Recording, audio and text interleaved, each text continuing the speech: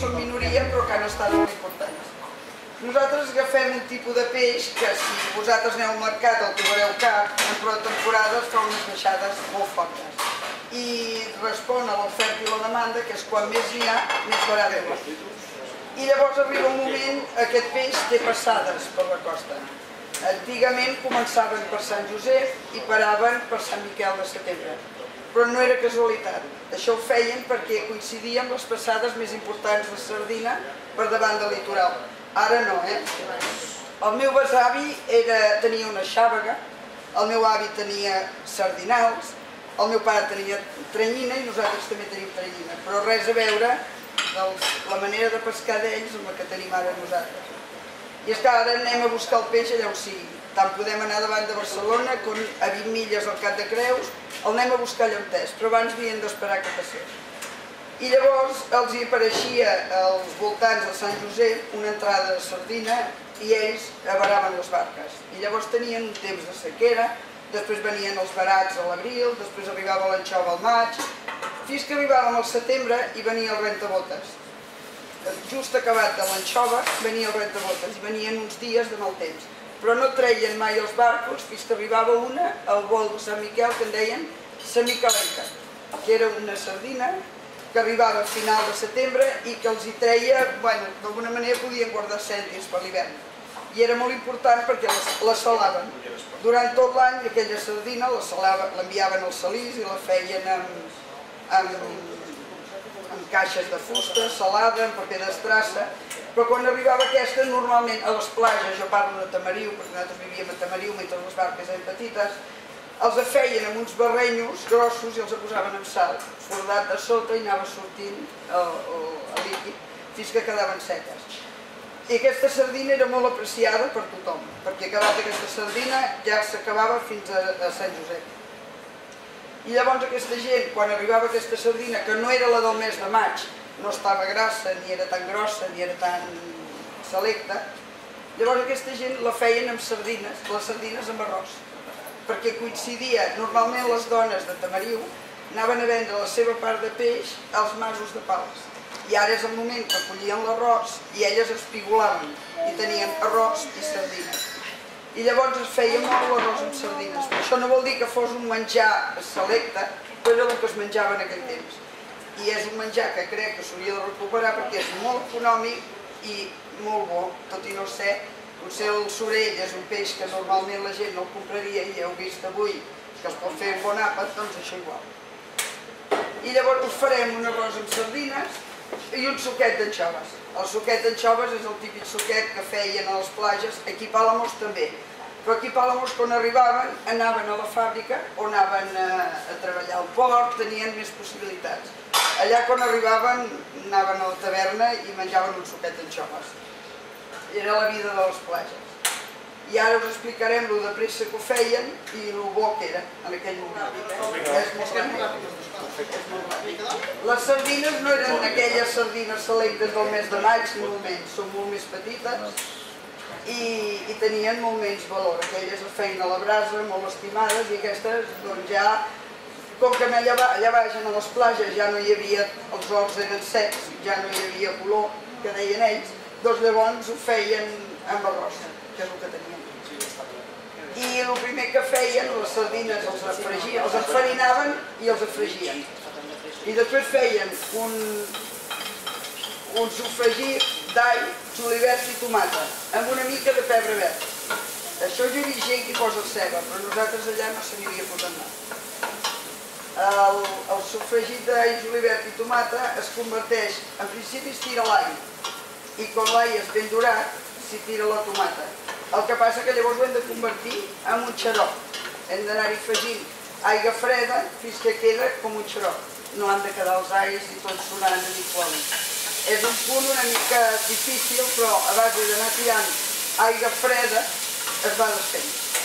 Però clar, nosaltres no teníem aquests coberts ni tot això tan modern, perquè la cassola era d'aquelles de ferro, colat. Llavors amb el girapeix ho xafàvem. Demano un girapeix per xafar això, però aquesta gent són molt moderns i treballen d'una manera més... Un termomix.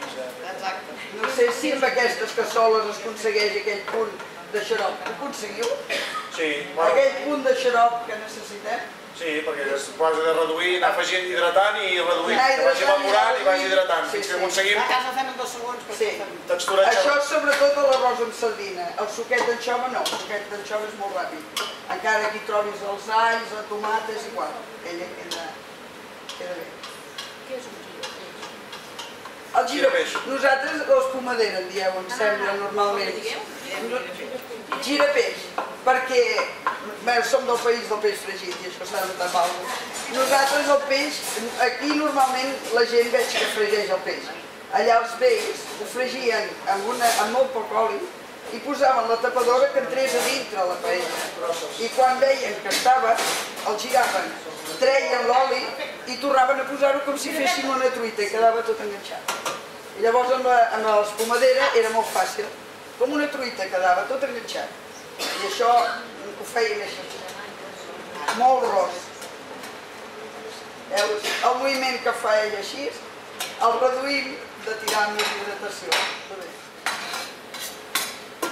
Una mica el sistema com si féssim la base de l'allioli, anar aixafant els alls, una miqueta, anar traient el suc, el puré, fins a aconseguir una pasta. La tomata n'heu de posar la justa perquè canvi de color. Una cullerada, però, perquè si no de seguida agafa molt de gust de la tomata i perd l'essència de l'all. Perquè en definitiva nosaltres l'all és el que més hem vist cuinar a les platges. És el que tenien. All i tomata. No tenien res més. La cuina de pescador demana poca ceba, només per plats molt específics, sobretot base d'alls, juliverts, olis, El peix al forn perquè no s'enganxin les patates, perquè si no s'enfloren. i la ceba més aviat per guisats tipus cefalòpodes, no? Pops, sèries... I estirat ara. Perd un pebrot vermell. Ah, un pebrot. Bé? Pebrot verd. Ai, verd. Unes tires, una mica de juliana de pebrot verd. Au. Ara pugem una mica, si vols. Ah, i l'arròs ha de ser de pals, Això sí, això sí. No, però com feu? Això és veritat. Si feu arròs bullit, jo crec que els del supermercat tenen una altra textura que es desfà, que deixa anar. Però si vols fer un plat d'aquests, perquè quedi granyal, ha de ser arròs de pals. El rodó parlant. He portat dues classes, he portat un semillar. Això és el que ells agafaven quan anaven a espigolar, agafaven el que hi havia pals. I el que hi havia pals era aquest, el rodó parlant. El que hi havia més corrent. Els semillars llargs van bé més aviat per fer arrossos secs. Sí, heu de fer un rossejat, una rossejada Però per seca. fer això és el rodó parlant. Per fer suc. Sí, perquè l'arròs el tira grapats. Ella un grapat per cada un. Si són 10 un quilo, no? Veus? Compte així. Un quilo ja és un paquet, 10 persones, més o menys. Recomanen 100 grams. Si el miressis és un grapat per persona.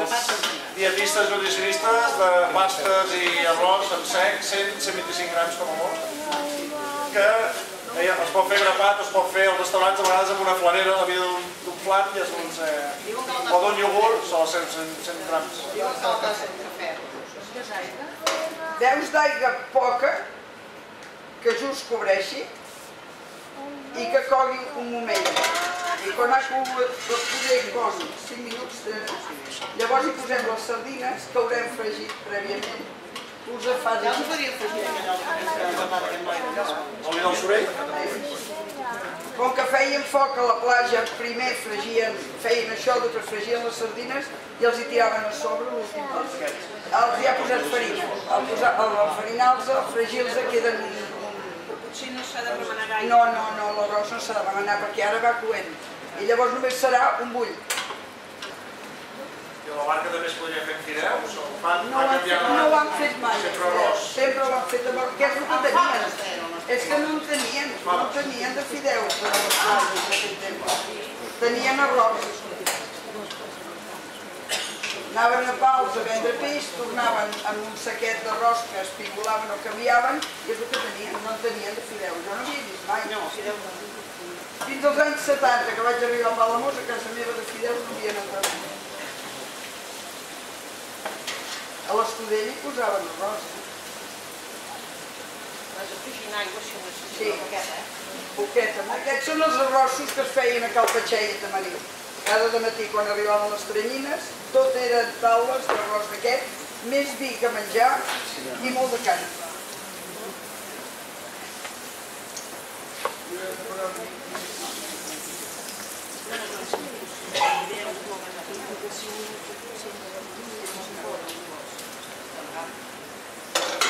I de sal de moment no n'ha ficat, no? Només a l'aigua. A L'aigua ja porta sal? En el moment de posar l'aigua a bullir, ja hi ha posat els grapats de sal perquè li es posin amb sal.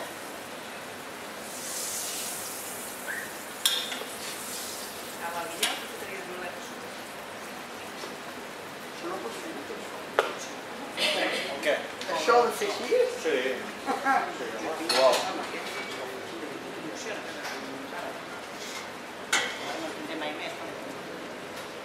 Que heu de tenir precaució, a vegades al coure arròs, patates, de no... Sempre que si hem d'afegir aigua, ja que sigui aigua calenta. Sí. Perquè no, si no, a vegades s'esclata o s'estronca i ja queda dur i ja no... I abans les barques doncs, a Tamariu feien el mateix sistema de pesca, amb la llum, amb una bota auxiliar... Tant com feien la xàvega com els sardinaus, com la teranyina, sempre s'ha fet això a dalt de tota la platja, 4 pedres, sempre de la vida, totes les cassoles refumades, allò, però sempre el mateix.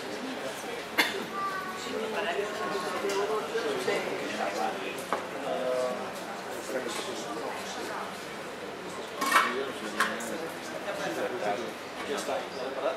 Ahí està. Deixem-ho reposar un moment i llavors us ho ensenyarem.